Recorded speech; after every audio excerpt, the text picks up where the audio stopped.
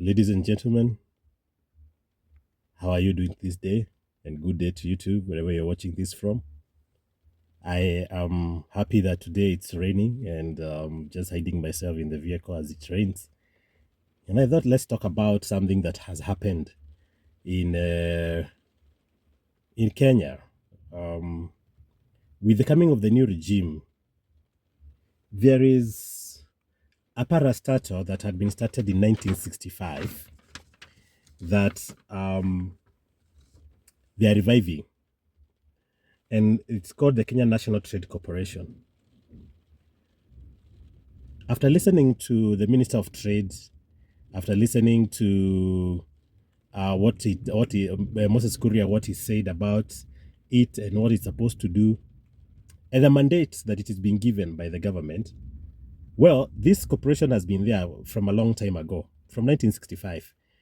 But in previous government, it has been kind of inactive. It has not been used so much.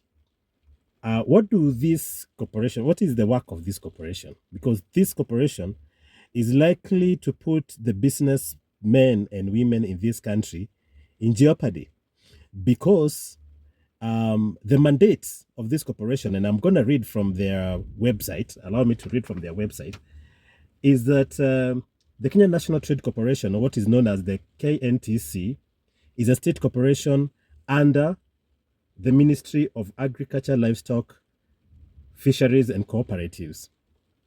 It was incorporated in 1965, and its mandate is to act as a procurement agent for the government, also to participate in the promotion of wholesale and retail trade, to help strengthen and supply the supply chain of essential goods, take note of essential goods, to support micro, small and medium enterprises, that is in supplying the raw materials and markets and getting market for them, and to set up trading houses and export markets. In the export markets, very beautifully thought out and very well considered, because this particular parastatal was supposed to cushion the Kenyans from heightened prices of essential commodities like sugar, like maize, wheat, beans, fertilizers, and all that. Now, they have been mandated by the current government under Moses Kuria as the minister to import in large quantities rice, cooking oil, sugar, wheat, beans, fertilizers, and everything else that is considered an essential commodity. Why is this a threat to the common business person, to the person who is dealing with these commodities? It is because when they import these things, they arrive here and they are not charged. They are duty free. In fact, the reason why it was formed is to make sure that if the rise in prices of something like sugar or rice exceeds what common mananchi can form, then can afford, then they are supposed to bring those things in and kind of control the pricing of these essential commodities.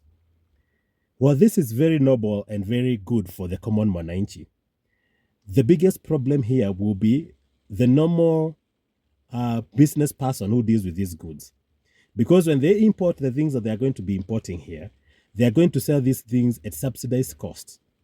They are creating a direct competition with the business people around in this country. They are creating an environment that is unsustainable for the business people who deal with these commodities. It is very good for the common mananchi. It is very bad for the business guys who are dealing with these particular commodities. Further, there is an interesting trend here in the current government, that you see what has happened with the oil industry, where the government has entered into the great government to government oil supply kind of arrangement with UAE and Saudi Arabia. Saudi Arabia through Aramco, Saudi Aramco, and UAE through a company known as the Abu Dhabi National Oil Company. This edges the other players in the market, and it forms some kind of discontentment from the market, because now you cannot compete when government and government come together. They are going to receive that oil very cheaply.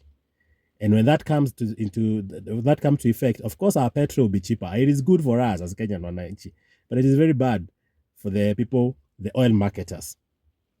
They need to rethink on their strategies on how to deal with it. Another thing that has interested me is the Hustler Fund. Hustler Fund is in direct competition with the other, what do they call them? With the other small financial institutions that deal with loan to people who just want small amounts of money. What we call the Shylocks. It is also in direct competition with the SACCOs. It's in direct competition with any other microfinance that deals with small amounts of money. It is in competition because those people will be put out, because people will have options of going to the government to get these monies from there. And when they do that, you can be sure the others are going to suffer.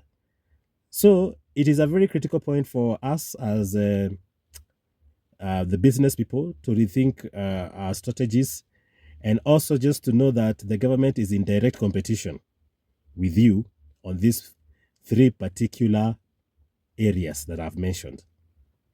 And it is important for you as a common Kenyan to know what's happening. And when you know what's happening, then you can know where to invest and where to put your money, what kind of business to start, and how to bring it and how to scale it to the next level. Do you need to collaborate with the government? Do whatever it takes. Otherwise, this is what is happening, and you need to be keen on what to invest next, lest you find yourself in a quagmire and you're not able to make ends meet. Thank you so much. Thank you for watching. My name is Gishure Irungu. Please subscribe, share this video, and also like the video as we continue on this journey. Thank you so much. See you later. Adios.